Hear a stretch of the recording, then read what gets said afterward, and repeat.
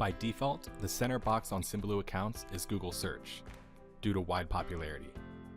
However, if you'd like to change this in your account, you can do so under the Preferences section. Ensure that Preferences is selected from the left-hand menu, and you'll see the option to choose your center box. You can change to other options like Bing or Yahoo, or you can click this Other Options text link and see a more comprehensive list of search widgets, other cool widgets like current date or time, or you can choose to upload your own RSS feed.